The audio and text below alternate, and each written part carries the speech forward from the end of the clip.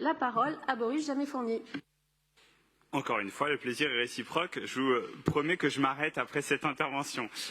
Madame la maire, chers collègues, la crise sanitaire, vous le savez, a fortement accéléré le mouvement de numérisation de la société en transformant notamment notre manière de communiquer, de travailler, de consommer, d'apprendre ou de nous divertir. Mais ce mouvement touche bien sûr aussi profondément l'offre de services publics qui est proposée et donc l'accès aux droits.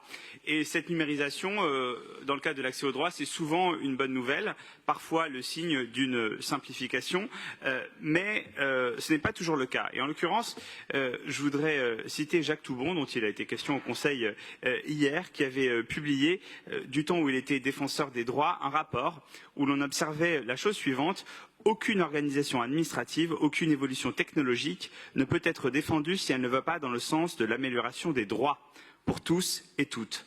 Prendre le sens de cette transformation ou perdre le sens de cette transformation ou sous-estimer ses effets conduirait à priver de leurs droits certains et certaines d'entre nous. Effectivement, l'accompagnement des usagers est porté de longue date par la ville et par ses partenaires. Nous avons maintes fois ici évoqué Emmaüs Connect, qui fait beaucoup pour l'inclusion numérique des personnes les plus fragiles à Paris. Et donc, depuis plusieurs années, on y travaille d'arrache-pied. Depuis 2016, nous avons notamment des services de facilitation numérique dans les mairies d'arrondissement. Nous avons mis en place en 2017 une stratégie parisienne d'inclusion numérique dont l'acte 2 a été développé et a été voté et présenté en novembre dernier. Et en 2021, dans le cadre des actions du plan France Relance, la ville a répondu à un appel à manifestation d'intérêt pour le recrutement de conseillers numériques.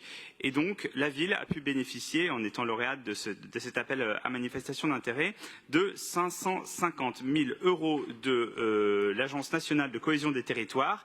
Et donc, la ville a pu recruter 11 de ces conseillers et conseillères numériques dans les arrondissements et en les déployant dans des zones où les quartiers prioritaires politiques de la ville sont bien représentés. Et donc, nous avons renforcé la facilitation numérique pour les usagers dans un contexte où les mairies d'arrondissement sont vraiment des lieux vers lesquels se tournent les usagères et les usagers pour le service public. Et donc ces conseillères et conseillers permettent de proposer une offre dans les mairies, mais aussi hors les murs des mairies, dans une démarche de proximité au cœur des quartiers populaires, donc, et avec une véritable démarche d'aller vers, comme ça a été le cas par exemple lors des campagnes de vaccination contre le Covid-19. Et c'est donc 11 conseillères et conseillers qui sont déployés sur le territoire parisien, mais 30 sites, puisqu'on a des dispositifs hors les murs, et donc ça nous permet d'approcher des publics différents, des familles, des allophones,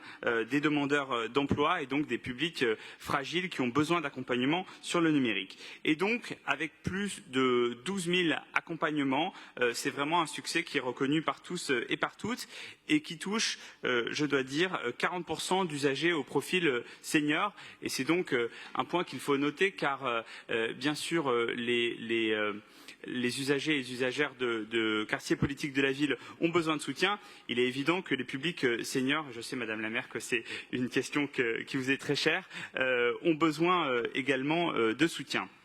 La délibération qui nous est proposée de voter permet de renouveler la convention existante pour une période de 3 années et d'étendre la présence de conseillers numériques à 2 arrondissements supplémentaires dans lesquels il y a des quartiers populaires et fragiles. Il s'agit donc des 12e et 15e arrondissements avec un financement supplémentaire de 50 000 € par poste de la part de l'ANCT. Je vous invite donc logiquement, chers collègues, à voter cette délibération. Je vous remercie. Merci beaucoup.